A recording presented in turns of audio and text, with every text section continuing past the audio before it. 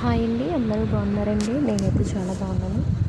ఈరోజు మా కర్రీ వచ్చేసండి, ఇక్కడ మా ఊర్లో అయితే గులుగూర అనే ఆకుకూర అయితే ఉంటుందండి.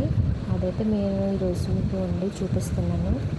ఏంటంటే మనం చేలోకి వెళ్ళి చేలో ఎక్కడైనా లేస్తుందండి. చేలోకి వెళ్ళి ఆకు గిల్లుకొని రావాలి. వచ్చిన తర్వాత శుభ్రంగా కడుక్కొని 2-3 సార్లు ఒక పచ్చిమిర్చి, ఆనియన్స్ ఇవన్నీ కోసేసుకోవాలి. 3 టేబుల్ స్పూన్ అయితే నేను ఆయిల్ అయితే వేసుకున్నానండి.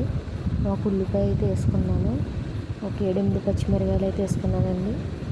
ముందుగానే కడిగి పెట్టుకున్నాను కదా, ఉల్లిపాయలు అయితే వేయట్లేదు కదండి. అయితే ఇప్పుడు మనం కడిగి పెట్టుకున్న ఆకుకూర అయితే వేసుకోవాలి. ఆకుకూర వండుకునేటప్పుడు ఏంటంటే మనం మూత పెట్టకూడదండి.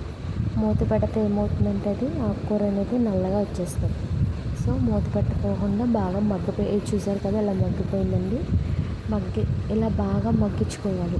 ఇలా ఉడికినప్పుడు మనం సాల్ట్ కూడా కొంచెం యాడ్ చేసుకోవాలి. నేనైతే త్రీ టేబుల్ స్పూన్స్ అయితే వేసుకున్నానండి. కొంచెం పసుపు కూడా వేసుకోవాలి. కొంచెం కారం కూడా వేసుకుని ఒక 2 నిమిషాలు అయితే కొంచెం మగ్గబెట్టుకోవాలండి. ఈ ఆకుకూర అంటే మాకు జూలై ఆగస్టులో అయితే దొరుకుతుందండి.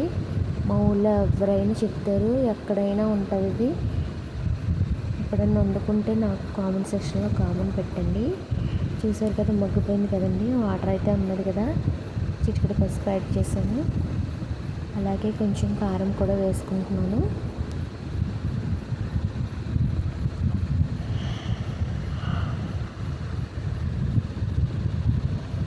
ముందుగానే కొంచెం అంటే 2 కాడలు అనమాట చింతపండు నానబెట్టుకుని ఉంచుకున్నానండి. చింతపండు పులుపు అయితే వేసుకోవాలి.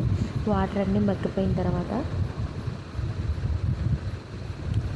కొంచెం వాటర్ కూడా యాడ్ చేసుకుని ఒకసారి సిమ్లో పెట్టుకుని మగ్గించుకోవాలండి. బాగా పులుపు అనేది సరిపడగా వేసుకోవాలి. ఎక్కువ వేసుకున్నా బాగుండదండి. దీంట్లో ఆకుకూర కాబట్టి నేను ఎక్కువ పచ్చిమిరపకాయలు వేసి కొద్దిగా కారం అయితే వేసుకున్నాను. మీకు ఇష్టమైతే మీరు వేసుకోవచ్చు. మూత పెట్టి మగ్గించుకోవాలండి. మగ్గిన తర్వాత ఒక 5 మినిట్స్ అవుతుంది కదండి. వాటర్ అనేది బాగా ఎక్కిపోయిన తర్వాత పప్పు గుత్తులు అయితే బాగా మెదుపుకోవాలి. మెదుపుకున్నప్పుడు నేను రొయ్యలు కడిగి పెట్టుకున్నానండి ఆల్రెడీ. ఒక టేబుల్ స్పూన్ అయితే ఆయిల్ అయితే వేసుకున్నాను. రొయ్యలు అయితే బాగా నూనెలో వేయించుకోవాలండి. యాక్చువల్గా అయితే ముందు ఆనియన్స్, పచ్చిమిర్చి ముందే వేయించుకోవచ్చు. అంటే లాస్ట్లో మా నాన్నగారు చెప్పారండి, అందుకనేసి మళ్ళీ ఇలా చేశాను. బాగా వేయించుకున్న తర్వాత చూసారు కదా, వేగిపోయినాయి. ఇప్పుడు మనం ముందుగా మెదిపి పెట్టుకున్న కూరను అయితే దాంట్లో వేసేసుకోవాలండి. అంతేనండి. వేసుకున్నాక 2-3 మినిట్స్ తర్వాత వాటర్ అనేది లేకుండా చూసుకోవాలి.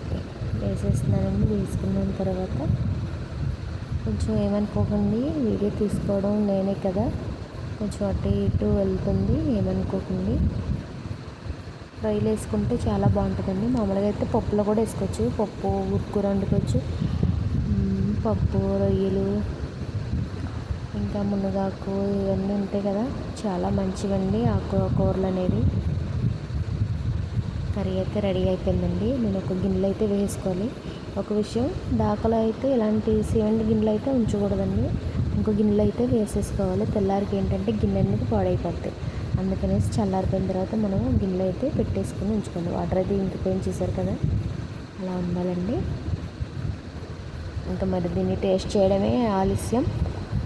నేనైతే రైస్ పెట్టేసుకున్నానండి.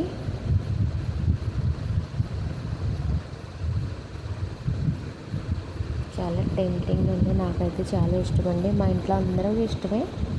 అందరూ చాలా బాగా తింటారు. అట్లీస్ట్ మా లవ్లీకి కూడా ఈ కర్రీ అంటే చాలా ఇష్టం అండి. నేనైతే రైస్ అయితే పెట్టుకున్నానండి. టేస్ట్ ఎలా ఉన్నదన్నది చెప్తాను. వీడియో కానీ నచ్చినట్లయితే, మీకు ఆకుకూర తెలిసినట్టయితే కామెంట్ సెక్షన్లో కామెంట్ పెట్టండి. వీడియో మాత్రం సబ్స్క్రైబ్ చేసుకొని లైక్ అండ్ షేర్ చేయండి.